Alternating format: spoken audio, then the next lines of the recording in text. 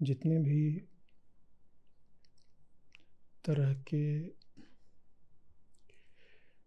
प्रचलित यज्ञ हो सकते हैं, माने साधना की जितनी भी विधियां हो सकती हैं,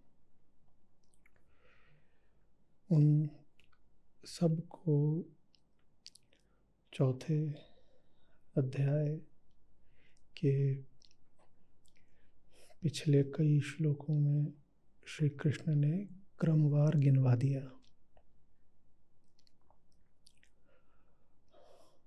और अब हम उस पूरी श्रृंखला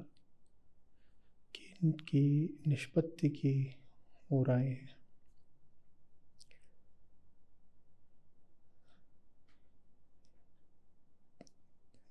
यज्ञ, तप, शमदम, दान, साधना, योग, जितने तरह की आध्यात्मिक पद्धतियां संभव होती हैं और प्रचलन में होती हैं,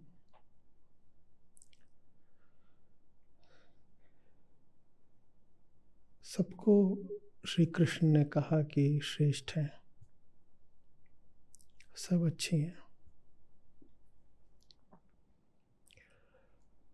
और अब आज वो आखिरी बात बोलने जा रहे हैं। कह रहे हैं कि तुम जिस भी मार्ग से सत्य की ओर आने का प्रयास करो,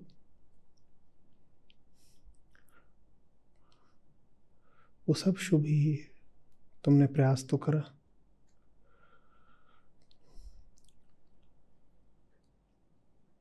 और तुम जिस भी लक्ष्य साध्य मंजिल की ओर जा रहे हो, अंततः तुम आ तो मेरी ही ओर रहे हो। मेरी ही ओर माने सत्य की ओर। तो वो सब जो तमाम मार्ग रहे हैं और विधियां रही हैं, उनकी निंदा नहीं कर रहे कृष्ण।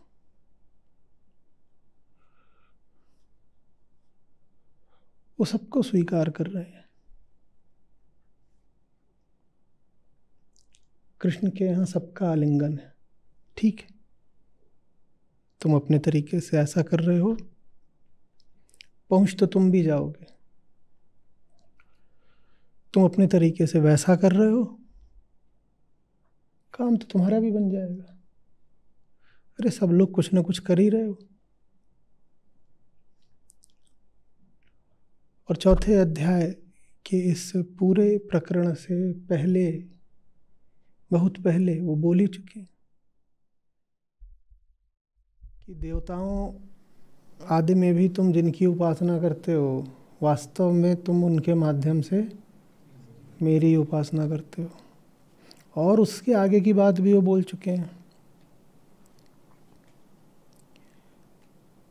कहते हैं ये माया में भी तुम जाके जो फंस जाते हो, माया में भी तुम मेरी ही खातिर जाकर फंस जाते हो।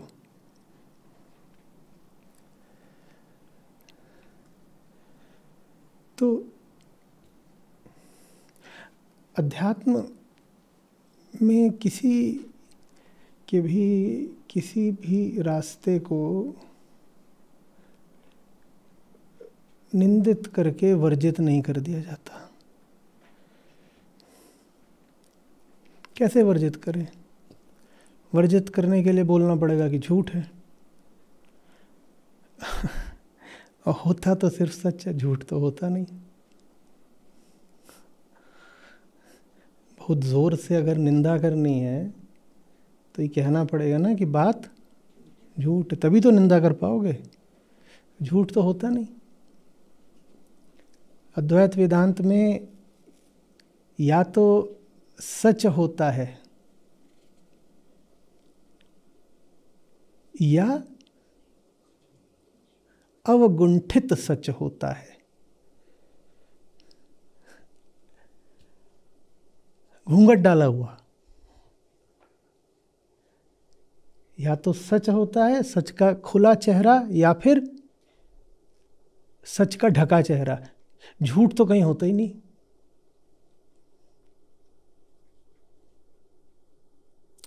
झूठ नहीं होता, झूठ की कोई सत्ता होती है? झूठ क्या है बताओ? झूठ तो कुछ होता नहीं। या तो सच होता है या सच के ऊपर का आवरण होता है।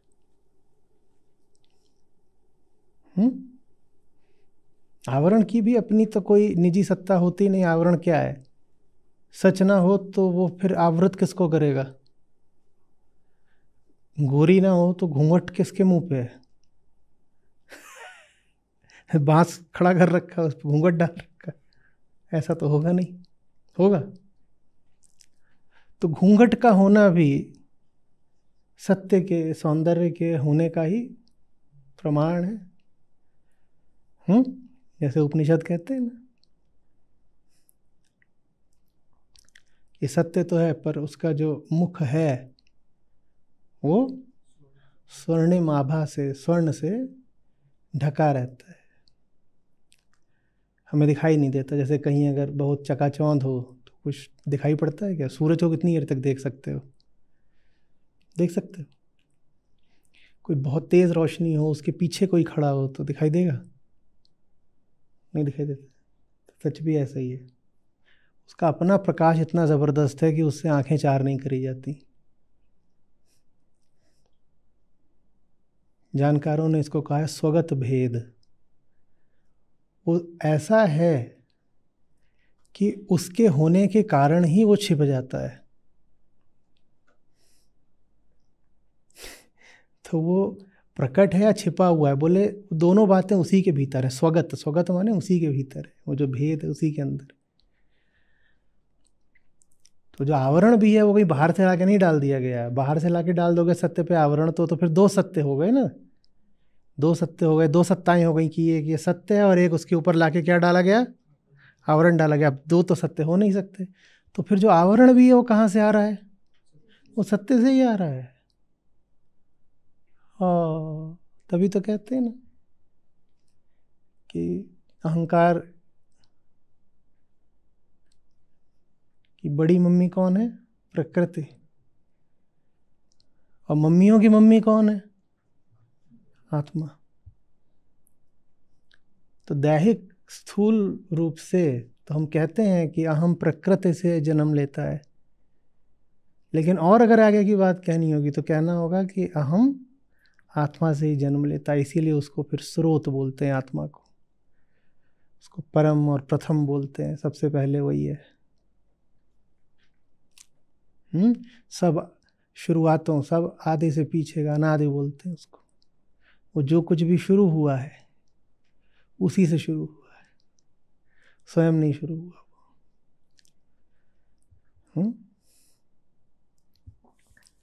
समझ में आ रही बात? तो अब तुमको घूंघट ही इतना अच्छा लग रहा है कि तुम बिल्कुल मचल करके उसकी ओर चले जा रहे हो, तो श्री कृष्ण मना थोड़ी करेंगे। हालांकि तुम सत्य की ओर नहीं जा रहे हो, वो सामने खड़ी है, तुम उसका घूंघट ही देख करके बिल्कुल बौराए जा रहे हो। तो कृष्ण बोलते हैं तुम जहां भी जा रहे हो जा तो मेरी ओर रहे हो। समझ में आ गई बात? घूंघट की ओर भी जा रहे हो तो किसके पास जा रहे हो? सत्य के ऊपर का ही तो घूंघट है। वो सत्य ना हो तो घूंघट कैसे आएगा? फिर पूछ रहा हूँ, बांस पे टांग हुए क्या? तो कहते हैं तुम जो भी रास्ता ले लो, हालांकि हो सकता है वो रास्ते श्रेष्ठतम ना हो, पर ठीक है, खेल है, माया है। तुम जो बने बैठे हो तुम्हारे लिए शायद संभव भी नहीं है कि सच के प्रकाश को, उसकी चकाचौंध को, उसके प्रज्वलन को, उसकी दीप्ति को तुम बर्दाश्त कर पाओ। तुम्हारे लिए संभव भी नहीं है। तो तुम्हारे लिए तो शायद यही ठीक है कि घूंघट पड़ा हुआ है, तो घूंघट के बहाने तुम निकट तो जा पा रहे हो। घूंघट हटा दिया तो तुम्हारी आंखें जल जाएंगी। कहते ठीक है। जो ऐसे हैं कि जिनकी आंखें सच का प्रताप बर्दाश्त भी नहीं कर सकती, वो घूंघट की ओर ही जा रहे हैं, क्या फर्क पड़ता है, जाओ तुम ही ठीक है। तो श्री कृष्ण सभी मार्गों का अनुमोदन कर देते हैं। देखते नहीं हो भगवत गीता में 18 अध्याय हैं, वो सब कहते हैं 18 योग हैं, सब चलेगा, सब ठीक है। क्योंकि जितने घूंघट हैं तो सब वो सत्य के चेहरे पर ही। चलो तुम सत्य की तरफ नहीं, तुम घूंघट की तरफ ही चले जाओ, तुम्हें जिस बहाने जाना है तुम जाओ, आओ जैसे आना है आओ। किसी को ऐसे नहीं पकड़ना तो कैसे पकड़ेगा?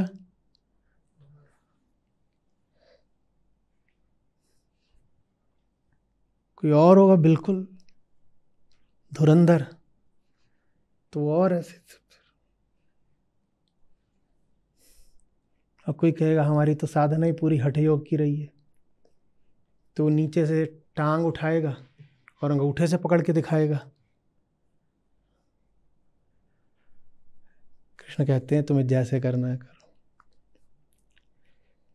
सारे इन्होंने यज्ञ गिना दिए और किसी की भी भर्त्सना करी क्या? करी नहीं करी।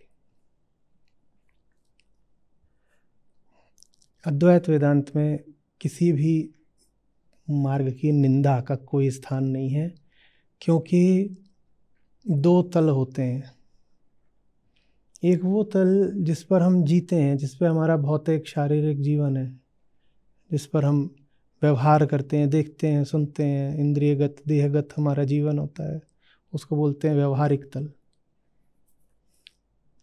व्यवहारिक तल पर जो कुछ हो रहा है वो झूठ नहीं है, वो निंदा का पात्र नहीं है।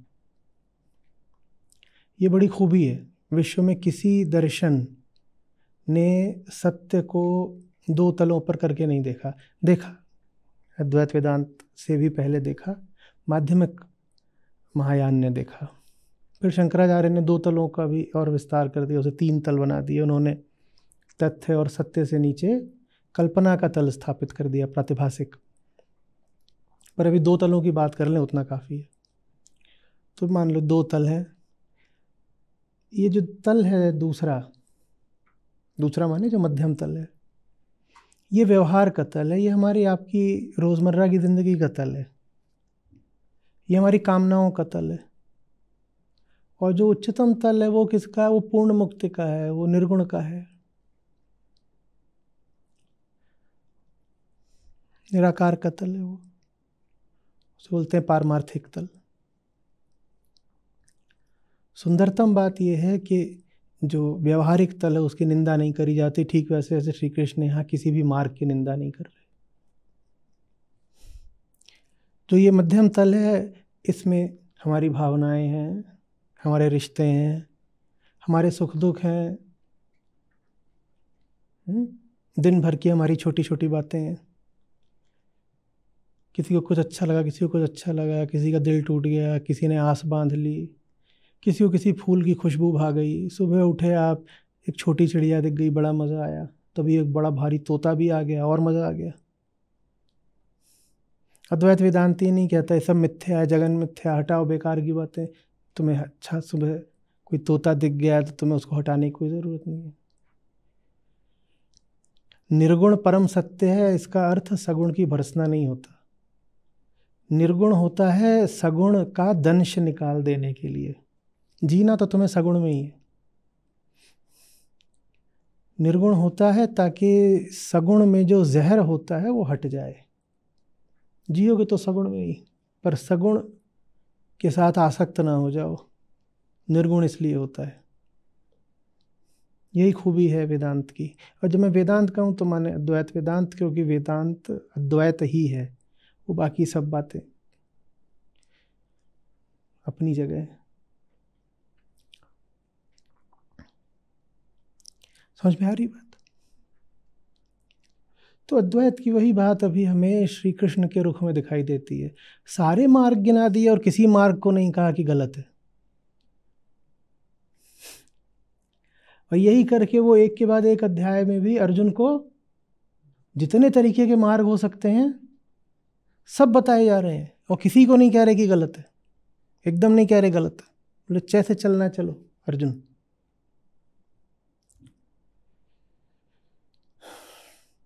अरे चेहरा भी मेरा है और घूंघट भी मेरा है, मम माया। तुम माया की ओर जा रहे हो तो माया भी तो मेरी है। तुम चेहरे की ओर आओ तो भी मेरी ओर आ रहे हो, तुम घूंघट की ओर आओ तो भी मेरी ओर आ रहे हो। मैं नहीं भर्सना कर रहा। व्यवहारिक तल पर भी तुम जी रहे हो अगर, तो कोई दिक्कत नहीं है, क्योंकि व्यवहार के लिए ये जो पूरा जगत है ये मेरे ही चेहरे का तो आवरण है ना। तुमको यही सच लगता है कि हाँ ये दीवार सच है, ये बच्चा सच है, वो पक्षी, प्रकृति, वो सड़क, ये नर, ये नारी, यही सब सत्य है। तुम्हें यही सब सत्य लगता है, चलो ठीक करो। तुम इन्हीं में अगर मुक्ति खोजना चाहते हो कर लो प्रयास। कृष्ण किसी को नहीं कहते कि तुम्हारा रास्ता खराब है, मुस्कुरा देते हैं, कहते हैं तुम कर लो प्रयास। तुम्हें इन्हीं के बीच अगर अपने लिए स्वर्ग तलाशना है तो ठीक, कर लो प्रयास, सबका स्वीकार है। बस ये देखते रहना कि तुम जो कर रहे हो उसमें तुम्हें राहत मिल रही है या शामत। बस ये देखते रहना कि सुख के लिए जो कर रहे हो कहीं वो असली सुख से वंचित रह जाने का कारण तो नहीं बन गया। बस ये देख लेना कि जो कुछ कर रहे हो कहीं इसीलिए तो नहीं कर रहे हो ताकि जो करना है वो करना ना पड़े। कर तो बहुत कुछ रहे हो, पर वो सब कुछ कहीं असली काम से बचने का बहाना तो नहीं है। बाकी तुम्हें जो करना है करते रहो। देखो कृष्ण है, वो तो नटखट है, वो ऐसी बातें करेंगे, कहेंगे जो करना करते रहो, बिल्कुल ठीक है, पर एक आध शर्त मैं अपनी ओर से जोड़ रहा हूँ, उसका अनुपालन कर लेना। तुम्हें जहाँ चैन तलाशना है, मुक्ति, शांति, तृप्ति तलाशनी है, तुम तलाशो, पर ईमानदारी से पूछ लेना मिली क्या। पूछ लेना मिली क्या।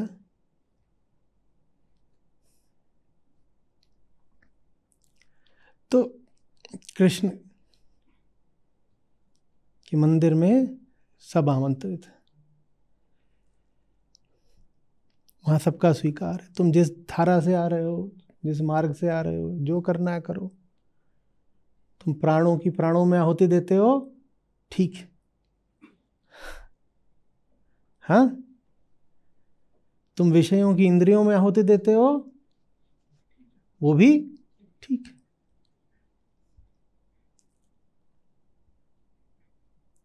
तुम अपनी इच्छा अनुसार देवी देवता का पूजन करते हो, भक्ति करते हो, कृष्ण कहते हैं वो भी ठीक है। क्योंकि निर्गुण तो ध्रुव तारा है,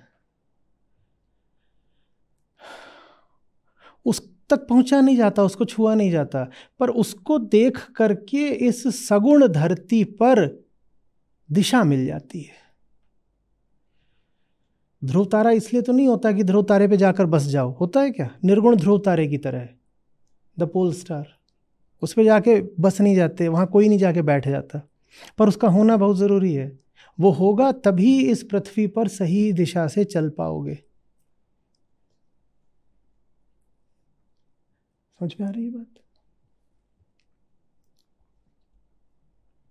बहुत खूबसूरत है। मैं आपसे हिंद सिंह की बात, हिंद सिंह मिंग की बात कर रहा था, और जो पूरी ज़ेन धारा ही है उसमें कहते हैं द वे।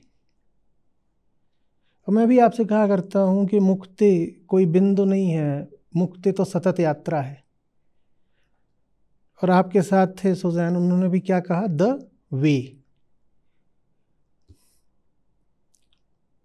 द वे रास्ता है, वहां जाके कोई पहुंच नहीं सकता, ना वहां कोई बच सकता है, बस उसकी मदद से आगे बढ़ा जा सकता है। द वे, लाओ त्ज़ु भी यही बोलते हैं ना बार बार, द वे, अनवरत यात्रा।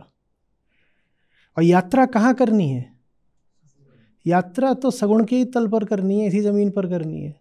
निर्गुण इसलिए है ताकि सगुण की आपकी यात्रा निरापद हो पाए।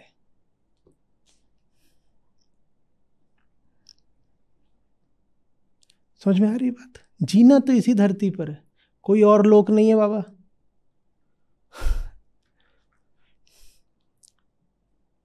ऐसा कुछ नहीं है कि यहाँ अच्छे काम करोगे तो किसी और लोक में मरने के बाद जगह मिल जानी है।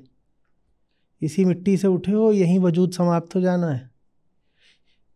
चेतना उसका क्या होता है? वो मिट्टी से ही आई थी, मिट्टी में ही वापस चली जाती है, उड़ के जाकर शनि ग्रह पे नहीं बैठ जाएगी। मिट्टी से बनती है चेतना, और जब शरीर ढहता है तो वो चेतना भी वापस मिट्टी हो जाती है, और फिर वो मिट्टी एक दिन फिर आकार लेती है अनुकूल, और फिर चैतन्य हो जाती है किसी और रूप में, कीट पतंगा पक्षी कुछ भी। तो जीना तो इसी मिट्टी में है ना, जीना इसी मिट्टी में है। इस मिट्टी में तुम जो कुछ भी कर रहे हो, वेदांत उसका अनादर नहीं करता। वेदांत नहीं कहता कि मिट्टी के नर हो तो मिट्टी की नारी से रिश्ता क्यों बनाया, बनाएगा। मिट्टी के नर हो, सांस क्यों लेते हो, हवा क्यों भीतर जा रही है? तो स्थूल पदार्थ सांस लेगा। सोते क्यों, सोएगा। खाते क्यों, खाएगा। हंसते क्यों, हंसेगा। रोते क्यों, रोएगा। वेदांत आपको हंसने रोने से नहीं वर्जित करता, ना आपको रिश्ते बनाने से वर्जित करता, ना ये कहता कि ये सब मिथ्या है, छोड़ छाड़ दो। छोड़ के भागोगे कहाँ? वेदांत आपको सगुण की दुनिया में जीने की तमीज देता है।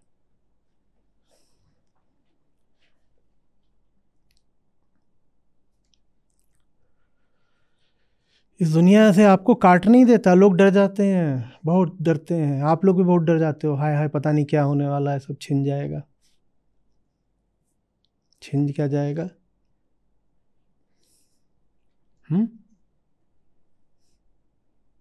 जो कुछ है वो कैसे होना चाहिए और उससे रिश्ता क्या रखें।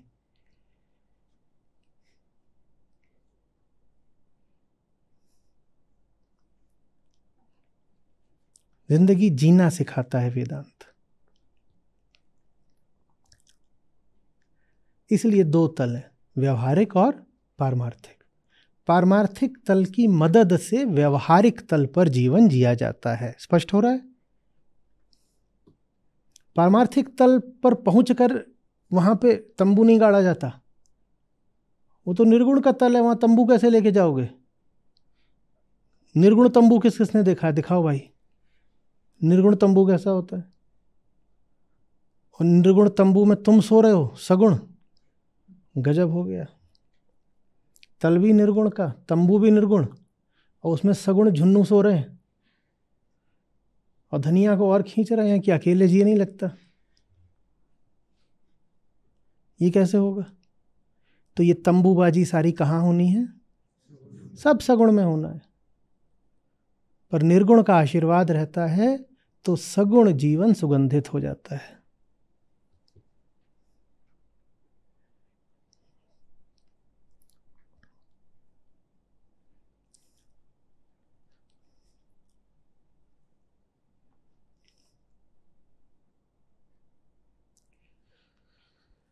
इसलिए ही कृष्ण अर्जुन को युद्ध से भागने नहीं देते। नहीं तो कह सकते थे कि युद्ध मिथ्या। बोलते हैं देखो, तुम इसी धरती के जीव हो, यहीं पैदा हुए हो, यहीं सांस लेना है, खाना है, और यहीं कर्म करना है। बेकार की बात है कि यहाँ से भाग सकते हो, तो वो करो जो तुम्हें करना है। और तुम इस सगुण रण क्षेत्र में सही कर्म कर सको, इसके लिए मैं तुम्हें गीता का निर्गुणी ज्ञान दूंगा। और जो निर्गुणी ज्ञान है वो गीता की बिल्कुल शुरुआत में आता है। कृष्ण दूसरे अध्याय में ही तो बोलना शुरू करते हैं, पहले में तो बेचारों को मौका ही नहीं मिलता बोलने का, और दूसरे अध्याय में बोलना शुरू करते हैं, और तुरंत सांख्य योग, जहां से पुरुष प्रकृति का पूरा सिद्धांत आया है। और प्रकृति माने वो जो त्रिगुणी है, वो जो सगुणात्मक है। तो शुरू करते ही सबसे पहले इसी सगुण जीवन का ज्ञान देते हैं। तो भागना नहीं है, क्या करना है, जानना है, जीना है, लड़ना है, यहीं पर बाण भी चलाना है और यहीं पे गले भी लगाना है।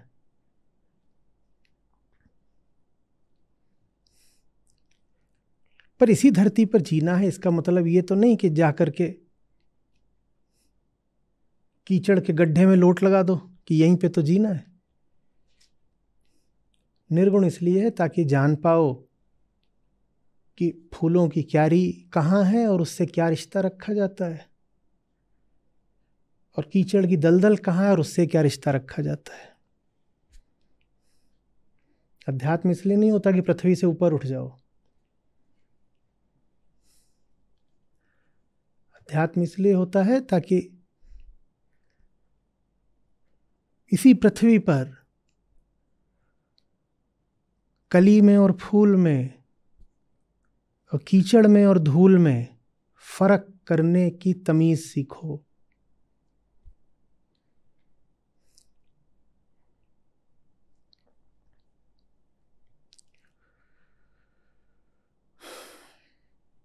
आ रही बात समझ में? तो यहां तक ये बात हो गई कि श्री कृष्ण क्यों सब मार्गों को स्वीकृति दे देते हैं, सब मार्गों को। ये यहां तक हुआ। अब जरा आगे की बात जो आज है। सब मार्गों को स्वीकृति देने के बाद कृष्ण कहते हैं, लेकिन हे परंतप, जितने भी यज्ञ हो सकते हैं, माने जितने भी मार्ग हो सकते हैं,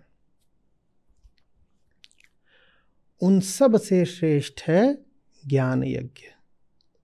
वो मार्ग भी कोई बुरे नहीं है, जो उन मार्गों पर चल रहे हैं, हमें कोई द्वेष नहीं, उनसे कोई निंदा नहीं। चलो, तुम्हें वैसे ही चलना है तो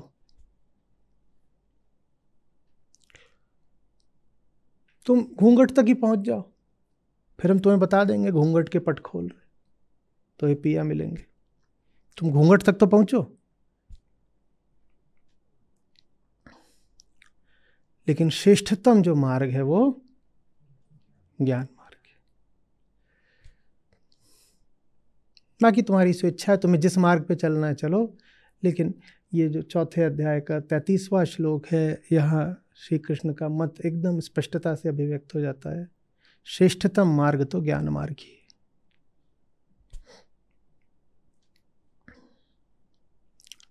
क्यों?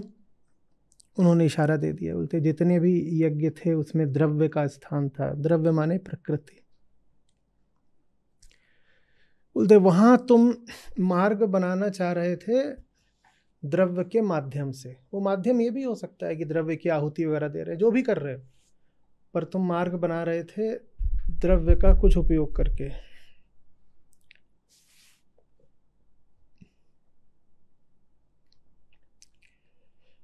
ज्ञान मार्ग अकेला है जिसमें यदि द्रव्य भी सामने आता है, कभी डराता है, कभी रिझाता है, तो ये नहीं पूछा जाता कि द्रव्य क्या है, उससे पहले पूछा जाता है द्रव्य किसके लिए है। ज्ञान मार्ग अकेला है जो आपको द्रव्य माने विषय, माने पदार्थ, माने प्रकृति से हटाकर स्वयं को देखने को प्रेरित करता है। ये मूल अंतर है। वो आपको आपकी कल्पनाओं और आपके विषयों के क्षेत्र में खोने की अनुमति नहीं देता। आप कहेंगे एक सुई है, छोटी सी चीज़ बिल्कुल, क्या है? एक सुई है। और आप कहेंगे 10 लाख हाथी हैं, बहुत बड़ी चीज़। सुई छोटी, वो भी एक, और हाथी बड़ा, वो भी 10 लाख। वेदांत के लिए दोनों स्थितियां बिल्कुल बराबर हैं। वेदांत से मेरा क्या आशय? ज्ञान मार्ग। ज्ञान मार्ग के लिए दोनों स्थितियां बिल्कुल बराबर है। आप कहेंगे एक सुई है, तो बोलेगा किसके लिए? ले आपको आप पे वापस ले आया। आप कहोगे 10 लाख हाथी हैं, वो पूछेगा किसके लिए? आपको आप पे वापस ले आया, कोई फर्क ही नहीं पड़ा। वो आपको बहकने की अनुमति देता ही नहीं। आप कहोगे अपरिमित सुख है, आज लग रहा है कि बहुत बड़ी बड़ी कामनाएं पूरी हो गई। आपसे पूछा जाएगा किसकी? किसकी? और आप कहोगे अरे दुख का पहाड़ टूट पड़ा। तो किस पर? किस पर? वो बार बार आपको द्रव्य से हटा करके स्वयं पर ले आता है, इसलिए श्रेष्ठतम है। क्यों श्रेष्ठतम हो गया यदि वो आपको द्रव्य से हटाकर स्वयं पर ले आता है? तो क्योंकि मुक्ति द्रव्य को नहीं चाहिए, मुक्ति आपको चाहिए। जब मुक्ति आपको चाहिए तो द्रव्य की इतनी बात क्यों? द्रव्य को मुक्ति चाहिए? आपके विषयों को मुक्ति चाहिए क्या? आपको चाहिए।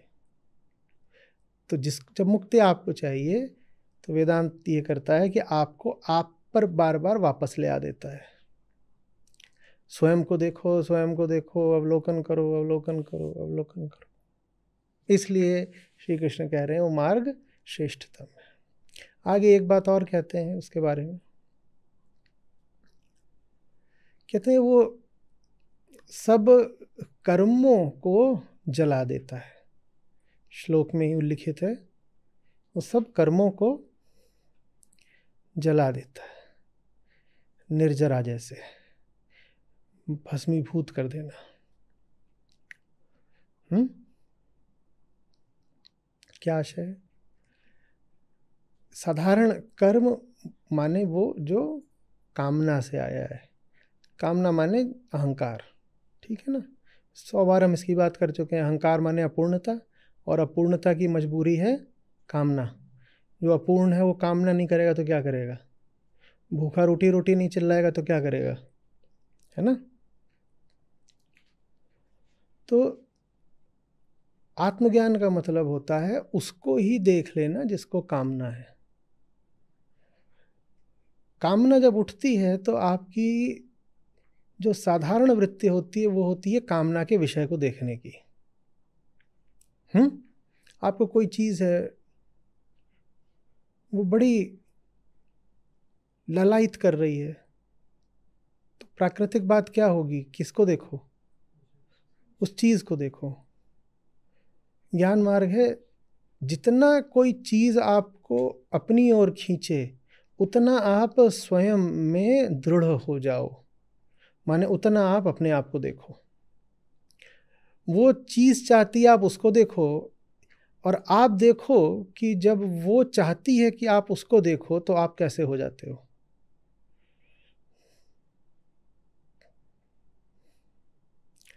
वो चीज चाहती है आप उसको देखो, और आप ये देखो कि जब वो आपको रिझाती है तो आप कैसे हो जाते हो।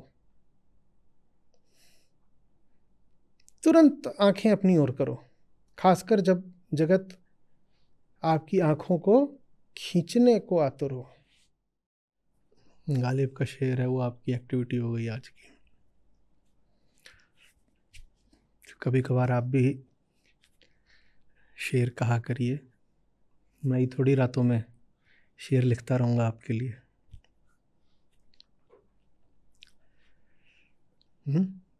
तो शेर क्या है आप ढूंढ के लाएंगे, मैं उसका इशारा दिए देता हूँ।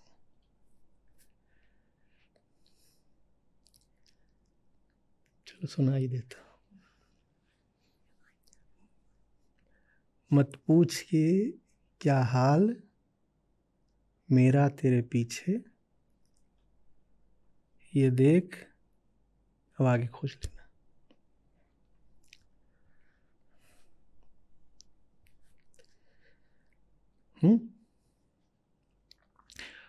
मेरी ओर मत देख, अपनी ओर देख। शेर यही कह रहा है। वो आके पूछ रही होगी,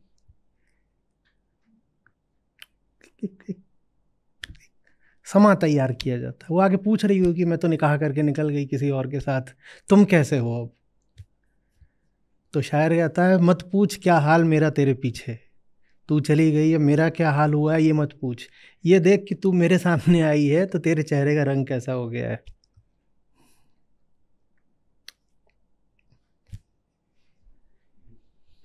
बात को समझो, इधर उधर मत उड़ो।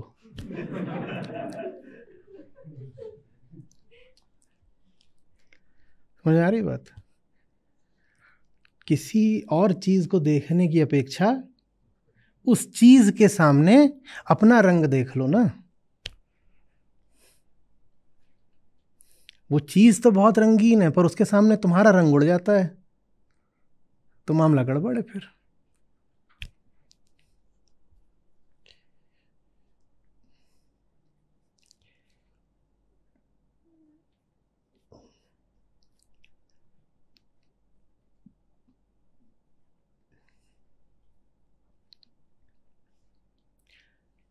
समझ में आ रही है बात?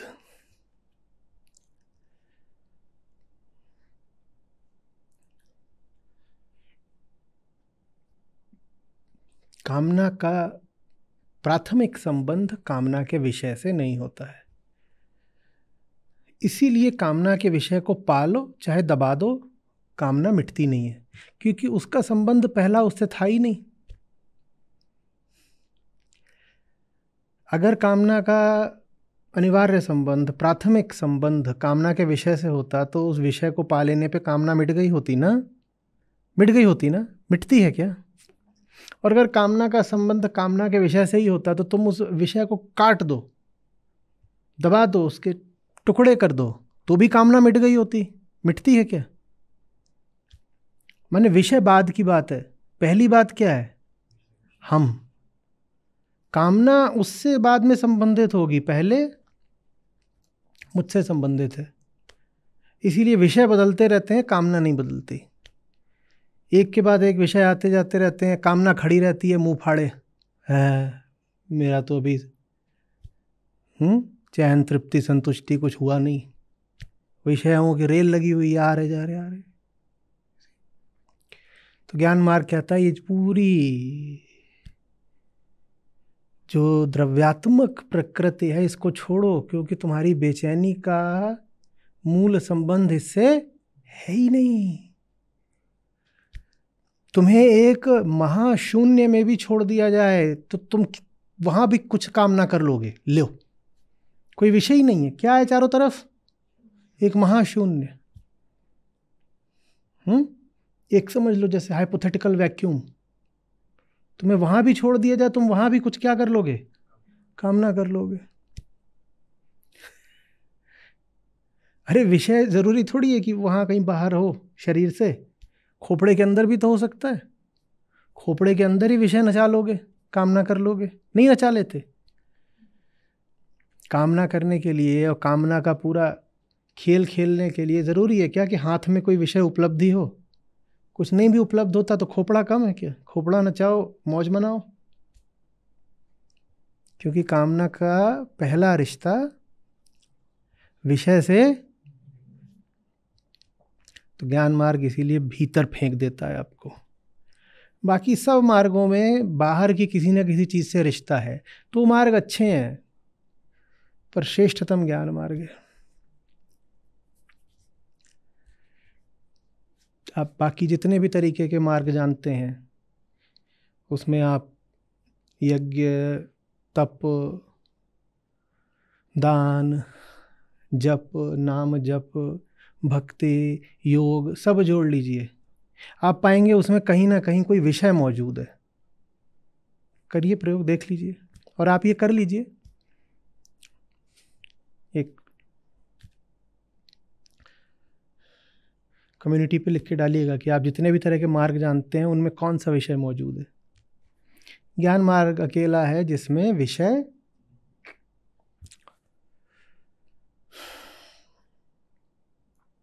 तो श्री कृष्ण कह रहे हैं श्रेष्ठतम है ज्ञान मार्ग।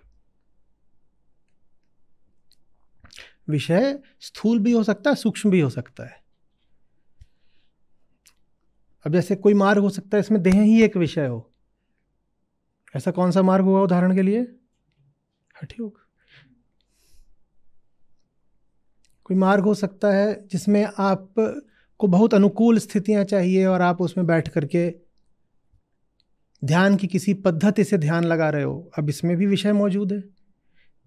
अगर उदाहरण के लिए कह दिया कि दिन के इतने बजे, तो काल भी क्या है? प्रकृति का अंग है, वो भी विषय हो गया। और कह दिया गया कि एकांत में आके बैठ जाओ, तो एकांत भी एक।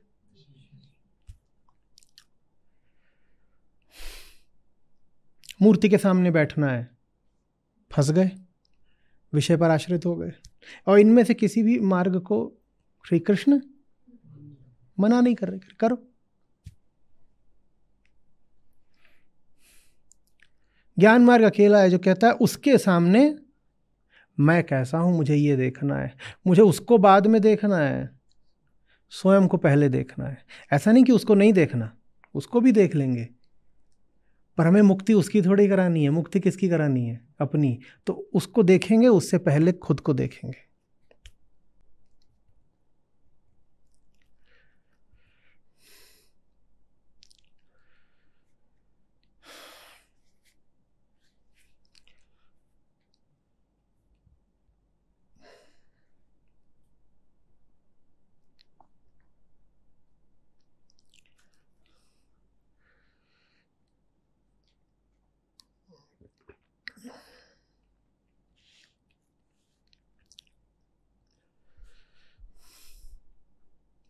जिसने बहुत ईमानदारी से स्वयं को देखना शुरू कर दिया, वो पाता है कि उसकी कामनाओं का परिमार्जन हो जाता है। परिमार्जन माने रिफाइनमेंट, परिशोधन।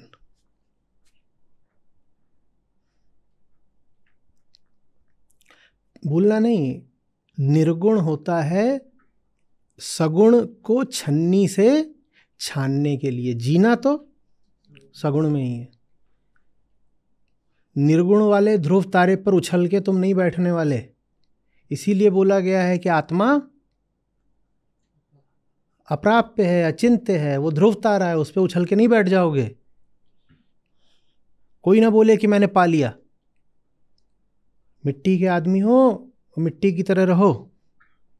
इतना उछलना नहीं शोभा देता कि मैंने तो पा लिया। कोई पूछे परमानेंट एड्रेस बताओ, तो बता रहे हैं अमरपुर। हाँ, ऐसे नहीं करना है। कितना अजीब लगेगा कि नाम झुन्नू लाल और रहते हैं अमरपुर में, वो भी जोड़ा डाल के।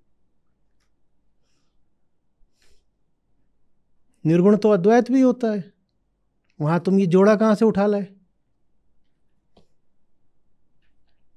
तो रहना कहां है? यहीं पर है। पर निर्गुण के माध्यम से यहीं के अपने जीवन को छानते चलना है, नहीं तो जिंदगी नरक हो जाती है। गौतम बुद्ध सर्वम दुखम, जीवन दुख मात्र है। अगर तुम्हारे सगुण जीवन पर निर्गुण का आशीर्वाद नहीं है तो जीवन दुख रहेगा। सारी बात समझ में? तो आत्म अवलोकन से कामनाएं शुद्ध हो जाती हैं, शुद्ध हो जाती हैं, मिट नहीं जाती है। मैं कहूं मुझे शुद्ध जल दो, तो खाली गिलास दे दोगे क्या? अरे साफ पानी मांगा है। कामनाएं शुद्ध हो जाती हैं। और वही जो शुद्धता है जब अपने शिखर पर पहुंचती है तो उसको सहजता बोल देते हैं। कामना इतनी सहज हो गई है कि पता भी नहीं चलता कि कामना है। अहम आत्मस्थ हो गया, अब अवलोकन भी नहीं करा जाता, क्योंकि साक्षी अद्वैत होता है। वो अपना ही अवलोकन कैसे कर लेगा? अवलोकन की अनिवार्यता से भी मुक्त हो गए, कैसे करे अवलोकन? जब तक हमारे भीतर टुकड़े थे और जब तक अहम आत्मा से दूर था, तब तक तो अवलोकन हो भी सकता था। अब कैसे करें अवलोकन भी? एक रहा दूजा गया दरिया लहर समाए, फिर अवलोकन भी नहीं होता। फिर तो बस एक सहज मौज होती है जिसमें पता भी नहीं होता कि करने वाला क्यों कर रहा है, क्योंकि क्यों होता ही नहीं। क्यों माने कामना, क्यों माने कारण, क्यों होता भी नहीं। उससे पूछोगे कि ऐसा काहे कर रहे हो, वो बता ही नहीं पाएगा। अब ये लक्षण या तो पागल के होते हैं, या जड़ पदार्थ के होते हैं, या बच्चे के होते हैं, या जानवर के होते हैं। उससे पूछो काहे को कर रहे हो, तो ऐसे बोलेगा ये तो सोचा ही नहीं। यही लक्षण जीवन मुक्त के भी होते हैं। उसको पछियाओगे कि समझाओ क्यों कर रहे हो, क्यों कर रहे हो, तो भी यही बोलेगा क्या ऐसा तो अपन ने सोचा ही नहीं। ये देखो ये पागल है, इनसे सोचा तो जाता नहीं, और जीवन मुक्त बन के घूम रहे हैं। तो बहुत आगे की बात, समझ में आ रही बात? कामना को डंडा लेके मत मारने दौड़ पड़ना। जब तक अहम है तब तक कामना है। कामना को देखो ताकि शुद्ध हो पाए। और नैतिक दृष्टि से मत देखने लगना कि कोई छिछी वाली कामना तो नहीं कर रहा हूं। स्वार्थी दृष्टि से देखो, तात्विक दृष्टि से देखो। पूछो कि सचमुच इस कामना में मेरे लिए क्या है। सचमुच इस कामना से ये जो भीतर बीमार बैठा है मरीज अहम, इसे कुछ लाभ होगा, ये और बीमार पड़ने वाला है। और ये भी पूछ लो कि कौन सा बहुत मजा मिलने वाला है इस कामना में, क्योंकि ये जो विषय है ना, ऐसा मैं 1000 बार पहले भोग चुका हूं। ये प्रयोग करके देखना, कामना एकदम झरझरा के गिरती है। क्योंकि आपको आकर्षित तो कोई चीज तभी कर सकती है जब वो थोड़ी तो अनूठी लगे। जैसे ही एक आवाज में हजारों आवाजें सुनाई देंगी और एक चेहरे में हजारों चेहरे दिखाई देंगे, एक पदार्थ में पीछे भोगे हुए लाखों पदार्थ दिखाई देंगे, जो सामने अभी विषय प्रस्तुत है उसकी यूनिकनेस गिर जाती है। अब वो कैसे आकर्षित करेगा? वो ना वो नया है, ना वो अलग है, ना वो नवीन है, ना विशिष्ट है। वो आकर्षित कैसे करेगा? आपको खाने की कोई चीज़ बहुत ललचा रही है, देख लो कि वो और उस जैसी 1000 चीज़ें आप 1000 बार खा चुके हो, उसके बाद बस गैस और डकार चली थी।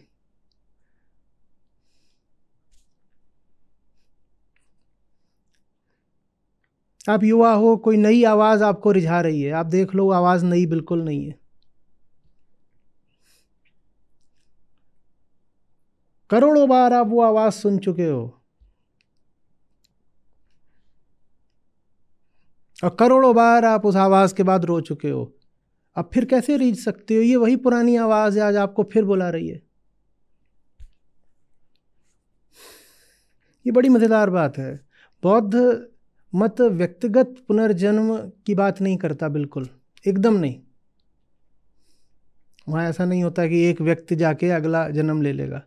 लेकिन फिर भी आप अगर जातक कथाएं उठाएंगे या सूत्र पिटक उठाएंगे, तो उसमें बुद्ध अपने पुराने व्यक्तिगत जन्मों की कहानियां सुना रहे होते हैं।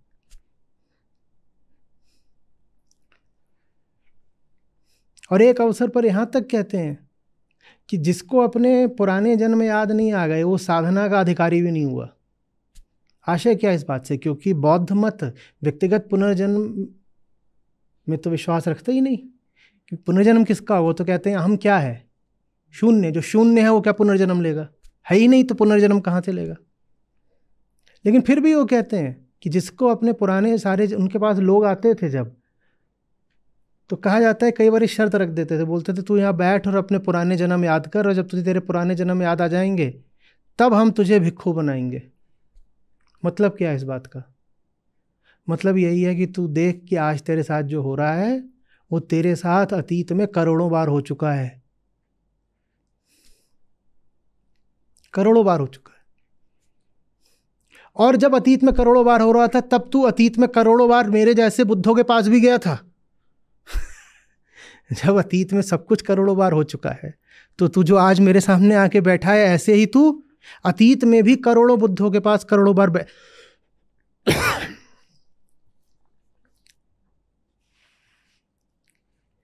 जाके बैठ चुका है, और तब भी तुझे कोई लाभ नहीं हुआ था, और आज भी तुझे कोई लाभ नहीं होना। जब कोई लाभ होना ही नहीं तो मैं तुझसे बात क्यों करूं? तुझे पहले लाभ हो गया होता तो तू आज मेरे पास बैठा होता क्या? पर तुझे तब भी लाभ नहीं हुआ, आज भी लाभ नहीं होगा। अगर तूने ये याद नहीं किया कि मैं तुझे आज जो बोलने जा रहा हूं वो बात मैं तुझे पहले भी करोड़ों बार बोल चुका हूं। भगवत गीता याद आ रही है? अर्जुन, ये जो मैं तुमसे आज बोलने जा रहा हूं, ये पहले भी न जाने कितनी बार बोला जा चुका है। गीता आज कोई पहली बार कुरुक्षेत्र में नहीं उतर रही अर्जुन। मैंने ही न जाने कितने अपने अन्य नामों से अनंत बार तुमको गीता का उपदेश दिया है। अंतर बस ये है कि तुम्हें कुछ भी याद नहीं है, मुझे सब याद है। कामना गिर जाती है। अरे ये सब तुम्हारे साथ हजार बार करोड़ बार हो चुका है। यही पुनर्जन्म का असली सिद्धांत है। पुनर्जन्म का मतलब ये नहीं कि वही कि मर के तुम मर जाओगे तो चिड़िया उठेगी और किसी औरत के पेट में घुस जाएगी, फिर तुम पैदा हो जाओगे। वो सब पुनर्जन्म के नाम पे मजाक है। पुनर्जन्म का मतलब समझो, यहां पर सब कुछ चक्रीय है। ऐसे ऐसे ऐसे ऐसे घूम रहा, और ऐसे घूमने को ही क्या बोलते हैं? द्वैत। द्वैत माने यही नहीं होता कि पेयर ऑफ ऑपोजिट्स। ऐसे घूमने को भी द्वैत बोलते हैं। सर्किट जैसे करंट घूम रहा हो, जब भी कुछ घूमेगा तो एक पल में वो जिस दिशा में है, कभी ना कभी उससे बिल्कुल 180 डिग्री विपरीत दिशा में रहा होगा ना। यही द्वैत। द्वैत माने ये नहीं कि इसका विपरीत ही है। द्वैत माने तुम जहां भी हो उसका कुछ विपरीत भी चल रहा है तुम्हारे साथ, और वो जो विपरीत चल रहा है उसी के कारण अभी तुम जो कर पा रहे हो वो तुम कर पा रहे हो। ये द्वैत होता है। चलो इसी से लगी फिर एक बात बोले देता हूं। आप में से कोई लोग हैं जो किसी चीज से छुटकारा चाहते हैं अपनी जिंदगी में? बताइए किस चीज से? क्रोध से। और बताइए कौन लोग हैं जो किसी बात से छुटकारा चाहते हो? आलस से। और बाकी सब बिल्कुल छूट चुके हैं। सब मुक्त पुरुषों की यहाँ सभा है। मुझे क्षमा करिए, मैं जाता हूँ। मैं तो बेचारा सबसे बड़ा झुन्नू तो मैं ही हूँ। किसी को किसी चीज से छुटकारा नहीं चाहिए, डर से। क्रोध के बाद आप क्या करते हो? जब क्रोध आ जाता है उसके बाद क्या आता है? हाँ, क्रोध का पल बीत गया, फिर क्या होता है? गिल्ट। गिल्ट। तुमको क्या था? आलस। आलस के बाद क्या करते हो? आलस कर दिया, फिर शोक करते हो। वो पछताते हैं, ये शोक करते हैं। आप क्या करती हैं? डर के बाद क्या होता है? डर गई, कहीं आया कोई डरा गया, फिर उसके बाद कैसा लगता है? फिर ठीक हो जाते हैं। लगता है जो हुआ ठीक हुआ, लगता है बदल दें, अब नहीं होना चाहिए। आप तीनों लोग जिन चीज़ों को बदलना चाहते हो उनको बदलने की कोशिश मत करो, उनके बाद जो होता है उसको छोड़ दो बस। आप क्रोध करके पछताना छोड़ दो, आप आलस करके शोक करना छोड़ दो, और आप डर के बाद जो भी कुछ करती हो वो करना छोड़ दो। ऐसे है ना, एक इलेक्ट्रिकल सर्किट होता है, मैं उसको यहां से काट दूं कि यहां से काट दूं, कोई फर्क पड़ता है क्या? काट दिया। द्वैत है, उसको यहां से काट दूं कि यहां से काट दूं, काट दिया। आप जो पछताते हो उसी कारण अगली बार क्रोध कर पाते हो। तुम जो शोक करते हो उसी कारण अगली बार आलस कर पाते हो। आत्म अवलोकन का मतलब होता है जो हुआ है उसका उल्टा नहीं करना, जो हुआ है उसको समझ लेना। हम ऐसा नहीं करते। हम कहते हैं जो हुआ है उसको रोकने का तरीका है कि अब उसका उल्टा करो। क्रोध किया है तो अब पछताओ, नहीं नहीं नहीं। ज्ञान मार्ग कहता है क्रोध किया है तो उसका उपचार पछतावा नहीं है, उसका उपचार है क्रोध को ही समझो। गिल्ट वगैरह के लिए ज्ञान में कोई जगह ही नहीं है। ये सब काम दूसरे अन्य मार्गों में चलते हैं कि व्यक्ति आए और बोले अरे मुझ जैसा पापी कौन है, दुराचारी कौन है, मैं तो गिरा हुआ कीड़ा हूं। ज्ञान में ये सब नहीं चलता। ज्ञान में एकमात्र प्रायश्चित होता है, अवलोकन। पछतावा तो होता ही नहीं, प्रायश्चित होता है। प्रायश्चित क्या होता है? अवलोकन। तुम आलस के बाद शोक करना छोड़ दो। शोक करके तुम अपने आप को ये जता देते हो कि तुम अच्छे आदमी हो। मैं आलसी नहीं हूं, मैं अच्छा आदमी हूं, तभी तो आलस करने के बाद शोक कर रहा हूं। Come to the fact of laziness. Don't hide it beneath some kind of psychological compensation. हाँ मैं आलसी हूं, आके वहां रुक जाओ। मैं आलसी हूं, मैं कमीना हूं, मैं ऐसा हूं, आके रुक जाओ। उसे कॉम्पेंसेट मत करो, क्षतिपूर्ति मत करो।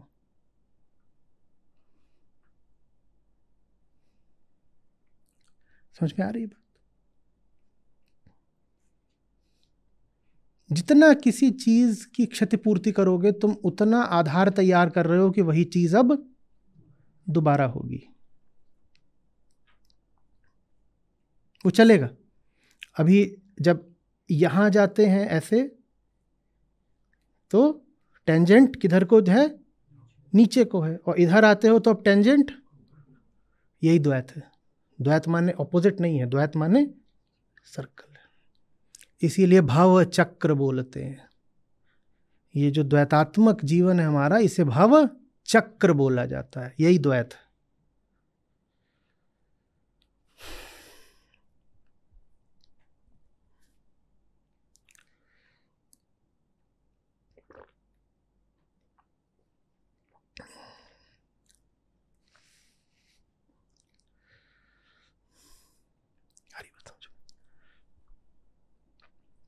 अब समझो कामना क्या है। क्रोध के बाद पछतावा कामना है। क्रोध को समझ लिया तो पछताने की कामना मिट जाएगी। पछताते इसीलिए हो क्योंकि तुम्हें क्रोध तो समझ में आया नहीं है। समझ में कुछ नहीं आया, बस कहीं से एक विधि मिल गई है कि क्रोधित हो जाओ, उसके बाद पछता लो तो पाप कट जाएगा। विधि नहीं चलानी है। क्रोध क्या है इसको समझना है। क्रोध समझने के लिए स्वयं को समझना होगा। यही आत्मज्ञान है। अहंकार भीतर कोई गांठ की तरह थोड़ी बैठा हुआ है कि ये यहाँ पे एक गांठ है, उसको अहंकार बोलते हैं। वो जो क्रोध है वही अहंकार है। क्रोध को समझ लिया तो आत्मज्ञान हो गया। आलस क्या है? अहंकार है। उसको समझ लिया तो आत्मज्ञान हो गया। भागो नहीं कि अभी आलस हो गया, भागो आलस हो गया, रे गड़बड़ हो गई है बहुत ज़बरदस्त, सायरन बजाओ, आलस हो गया। अब क्या करना है? अब बैठ के रो रहे हैं, अभी शोक करना है क्योंकि आलस कर लिया है। ये तो तुमको किसी ने एक निर्देशिका दे दी है कि जब ऐसी गड़बड़ हो जाए तो ये करना है। तुम्हारे आईटी में सब चलता है ना कि लेवल 5 का हो जाए तो ये करना है, और लेवल 2 का बग मिल जाए तो ये करना है। तो ये कोड होता है जो तुमने सिस्टम में डाला होता है। वैसे ही तुम्हारे सिस्टम में समाज ने एक कोड डाला है कि जब आलस कर लो तो, और आलस के भी लेवल होते हैं अलग अलग। एक ज़बरदस्त रिलीज थी आज, शेड्यूल्ड थी, राजदीप सो गए, तो अब ये लेवल बहुत, जो भी उच्चतम लेवल की इनके यहाँ पे आईटी में होती होगी, अब ये उस लेवल का शोक करेंगे, कमरा वमरा बंद कर लेंगे और बाहर आने से इनकार करें। ये सब क्या है? ये कोडिंग है। जब तुम कोड लिखते हो तो भीतर जो कोड पहले से लिखा हुआ है उसको पढ़ो। बाहरी कोड मत लिखते रहा करो। सबसे बड़ा कोड तो यहाँ खोपड़े में लिखा है, और किसने लिखा मैं ये भी नहीं पता। पूरा का पूरा कोड ही बग है। आ रही बात? ये ज्ञान मार्ग है। इसमें ये सब नहीं चलता, पाखंड ढकोसला कि जा करके कहीं पे है सोने की बिल्ली बनवा के दान कर दो तो बड़ा भारी पाप करा था, आप पाप से मुक्त हो गए। ये सब इसमें नहीं चलता। यहाँ पर एक ही पाप है, आत्मज्ञान और बचने की, उन्मीलन की एक ही विधि है, क्या? आत्मावलोकन, और कुछ नहीं। कृष्ण कह रहे हैं श्रेष्ठतम मार्ग यही है। हालांकि बाकी मार्गों का भी कोई निषेध नहीं है, सबका स्वागत है, आओ।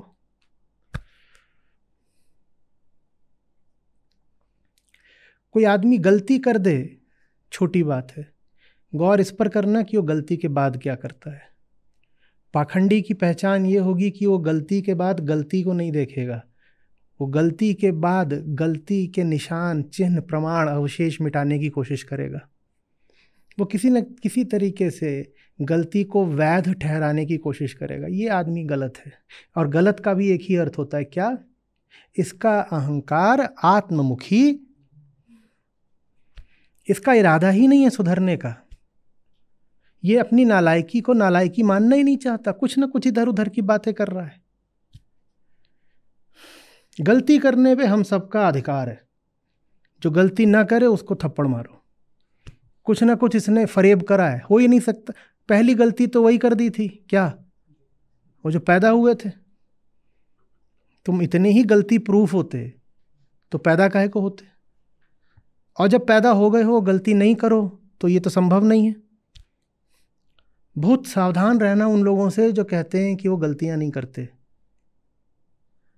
यहाँ जबरदस्त धांधली चल रही है, इसीलिए मैं बोलता हूँ एनलाइटनमेंट का मामला गड़बड़ है। ये जो कहते हैं ना कि हम परफेक्ट हो गए, इनसे बहुत बच के रहना।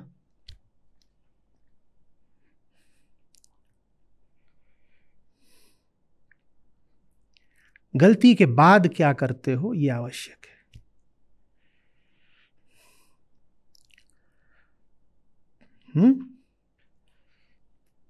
चोरी हो गई, अब उसके बाद क्या कर रहे हो? चोरी और गुनाह के निशान साफ कर रहे हो, या अचानक रुक गए हो, देख रहे हो कि बेहोशी का बिल्कुल एक सैलाब आया था, हम बह गए। देर से ही सही, पर अब तो समझ लें कि हुआ क्या था। और इससे भी श्रेष्ठ वो जो जब सैलाब आ रहा हो उसी क्षण देख ले कि ये क्या हो रहा है। उसको तो फिर प्रायश्चित की नौबत भी नहीं आएगी।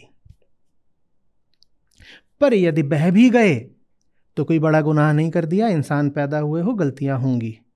लजाने वजाने में वही सब है ना, वो शर्म हया इज्जत आबरू, उसमें फंस मत जाया करो कि हाय हाय मैं तो कल मुही निकली।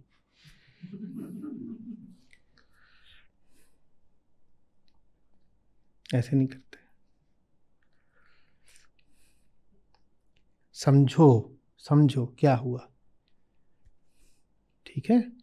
और समझना अगर अभ्यास में आ गया तो ठीक तब जब घटना घट रही होगी उसी वक्त समझ जाओगे कि ये चल क्या रहा है। कामना अपूर्णता का समाधान नहीं होती। कामना तो बस गुनाह के बाद के पछतावे जैसा होती है। उससे गुनाह मिट नहीं जाता। गुनाह क्या है? अपूर्णता। और पछतावा क्या है? कामना। जहां अपूर्णता है बाद में कामना आएगी, उसमें नहीं फंसना है।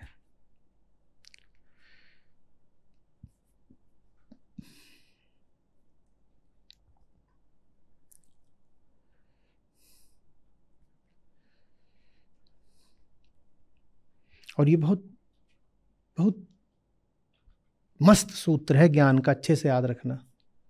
ये सब बहुत बार हो चुका है, लिखो। ये सब बहुत बार हो चुका है।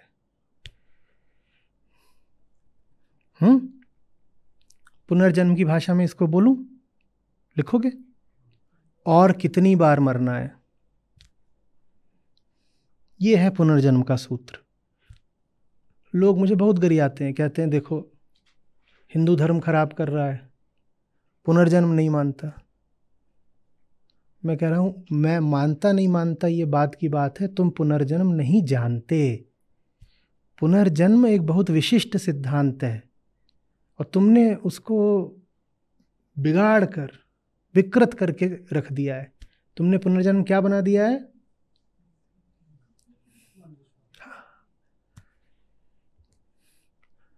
गर्भ वाली चिड़िया जो पेट में घुसा करती है और लाश से निकला करती है, ये तुमने पुनर्जन्म बना दिया है। ये है पुनर्जन्म का मतलब। और कितनी बार मरना है, इससे संबंधित आचार्य शंकर का बहुत सुंदर सूत्र है, आप लोग उसे खोज के आज लिखेंगे। इसी को उन्होंने संस्कृत में पूछा है, और कितनी बार मरना है। उन्होंने ये भी कहा और कितनी बार जन्म लेना है, तो इसी को आप खोज के लिखिए आज। आशय यही है, ये जो तेरे साथ हो रहा है पगले, ये तेरे साथ करोड़ बार हो चुका है, और इतनी बार हो चुका है तब भी तुझे चैन तो मिला नहीं। चैन मिल गया होता तो आज नहीं हो रहा होता ना। तो आज जो हो रहा है उसको तू पुराने की तरह क्यों दोहराना चाहता है? अब आचार्य प्रशांत पर भी आ जाते हैं। इसी बात पर आचार्य प्रशांत ने एक मस्त पोस्टर बनाया है, कौन उसको खोज के लिखेगा?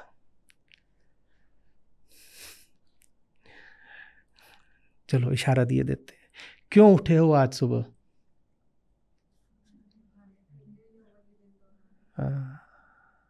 ये सरल सुपाच्य, बीमारों के लिए दलिया जैसी भाषा में पुनर्जन्म का ही सूत्र है।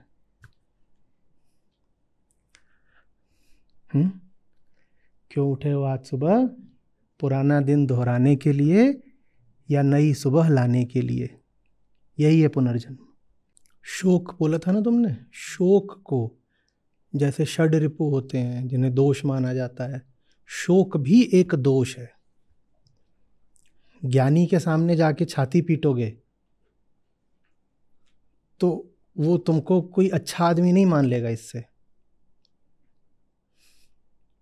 इसीलिए ज्ञान में सबसे बड़ी बात होती है संयम, शांति। शोक भी उत्तेजना है ना। ज्ञानी के सामने शोक व्यक्त करोगे तो उससे सांत्वना नहीं पाओगे। शोक क्या है? वही क्षतिपूर्ति, मुआवजा, प्रतिक्रिया, बेईमानी। जो हुआ उसको समझने की जगह उस पर छाती पीट रहे हो, और छाती पीट रहे हो सिर्फ इसलिए क्योंकि समझते नहीं हो। समझते होते तो रोते नहीं। तो शोक भी बेईमानी का कवच है।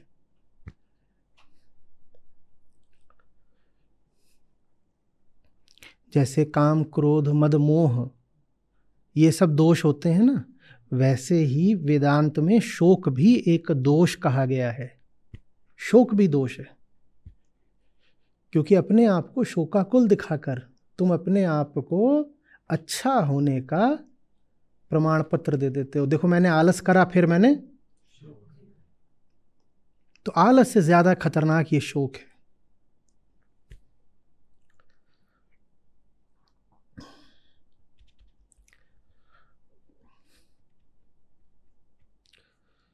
समझ में आ रही बात?